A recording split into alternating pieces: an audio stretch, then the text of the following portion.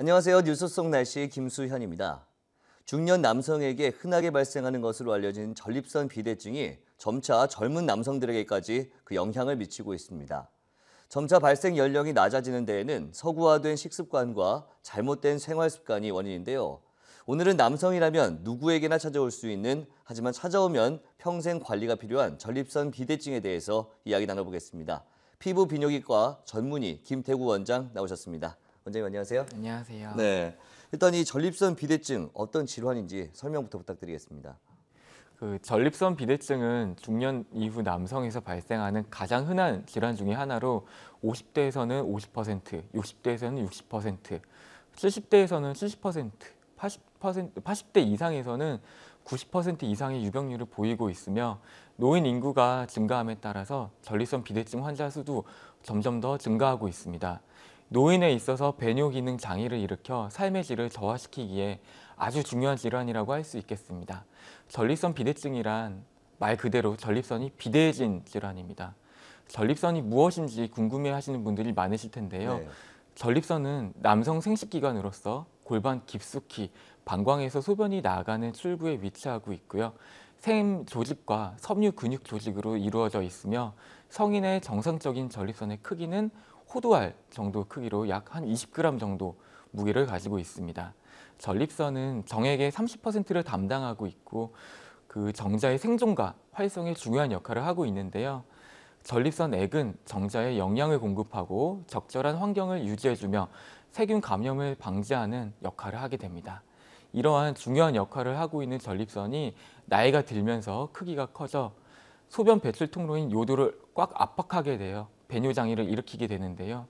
바로 이게 전립선 비대증입니다. 이 전립선 비대증의 증상들이 여러 가지 있지 않습니까? 그중에서 대표적인 증상들 어떤 것들이 있을까요? 소변이 방광에서 만들어져 요도를 통해서 배출되게 되는데요. 전립선 비대 조직에 의해서 요도가 좁아져 소변이 배출되는 통로가 방해를 받게 되면서 환자는 막힘 증상 또는 자극 증상을 호소합니다.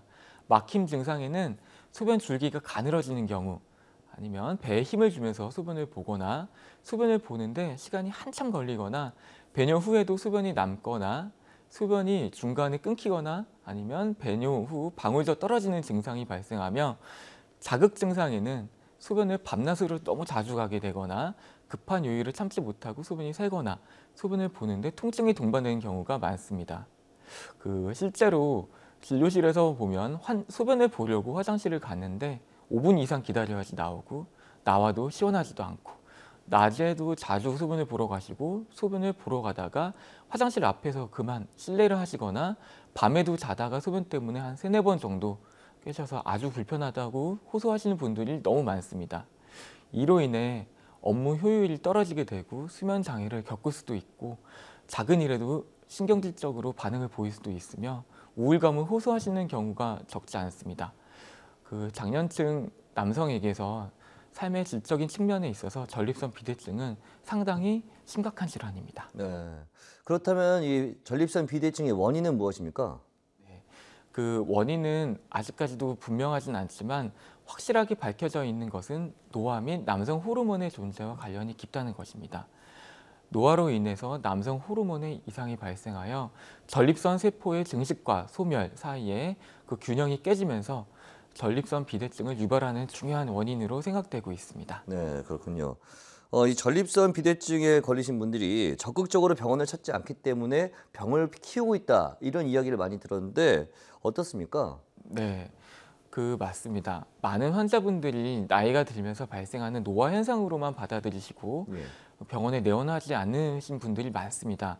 아까 말씀드렸던 대로 소변 줄기가 너무 가늘어지거나 자주 보시거나 봐도 시원하지 않고 소변으로 인해서 자다가 2번 이상 깨는 등의 증상이 발생하시면요, 비뇨기과를 반드시 방문하셔서 진료를 받아보시는 것이 중요합니다.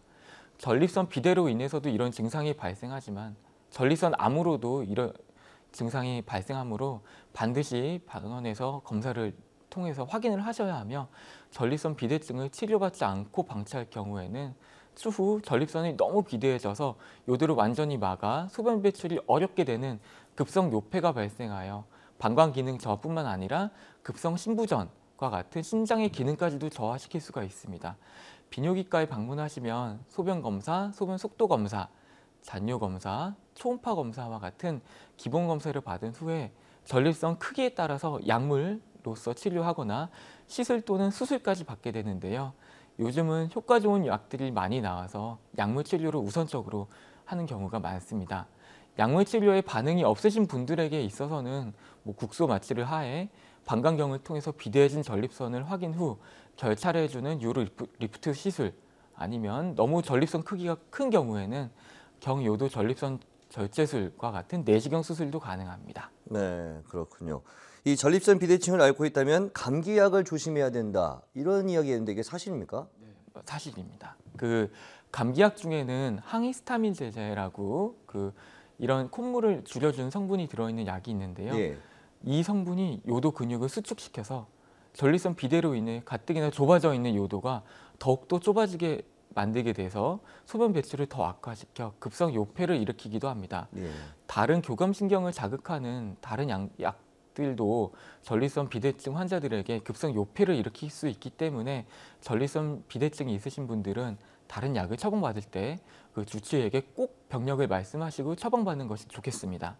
그리고 추위에 노출되거나 과음, 심한 변비가 있을 때에도 급성 요폐가 발생하므로 꼭 주의를 하셔야 되겠습니다. 네, 마지막으로 아무래도 병 같은 경우는 예방이 중요하지 않습니까? 이 전립선 비대증이 생기지 않도록 예방할 수 있는 방법들이 있다면 어떤 것들이 있는지 설명 부탁드리겠습니다. 일상생활에서 식사 습관을 조절하는 것이 필요합니다. 과일과 채소를 많이 섭취하시고요. 육류를 줄이는 것이 좋겠습니다. 칼로리 섭취를 줄이고 규칙적인 운동을 통해서 적절한 체중을 유지하시고, 그다음에 동물성 지방은 현재까지 알려진 식이 요인 중에서 가장 유력한 위험인자이므로 이를 줄이고 저지방 및 고섬유질 식이를 하시는 것이 중요합니다. 우리나라의 회식 문화에서 가장 선호하는 두 가지가 음주와 육식이라는 사실을 부정할 수가 없는데요. 네. 이런 분위기를 바꾸는 것만으로도 전립선 건강을 지키는 데 큰 도움이 되겠습니다. 그리고 전립선 비대증뿐만 아니라 전립선 암도 유병률이 높아서 관심이 아주 많은데요.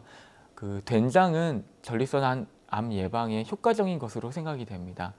2003년 국제 심포지움에서 서울대학교 연구팀이 발표한 내용에 따르면 유자 추출물이 전립선 암 종양의 크기를 한 20%에서 90%까지 억제했는데요. 이는 유자 속에 카르티노이드 성분, 비타민 C, 폴리페놀 등이 작용해서 이런 효과를 나타내는 것으로 생각이 됩니다. 최근에는 토마토에 다량 함유되어 있는 리코펜과 녹차가 전립선 암 예방에 효과가 있다는 결과가 보고되었습니다. 대부분의 환자들은 진료실에서 많이 물어보시는 내용들이 하나가 있는데요.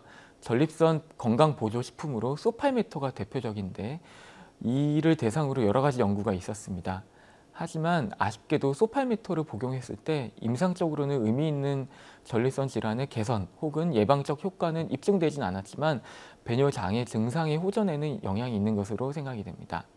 마지막으로 50대 이상의 남성에서는 매년 전립선 특이형 검사 및 직장 수지 검사를 통해서 전립선 상태에 대해서 확인을 꾸준히 하시는 것이 바람직하겠습니다. 네, 그렇군요. 오늘 말씀 고맙습니다. 네, 뉴스 속 날씨 오늘 준비한 소식은 여기까지입니다. 시청해주신 여러분 고맙습니다.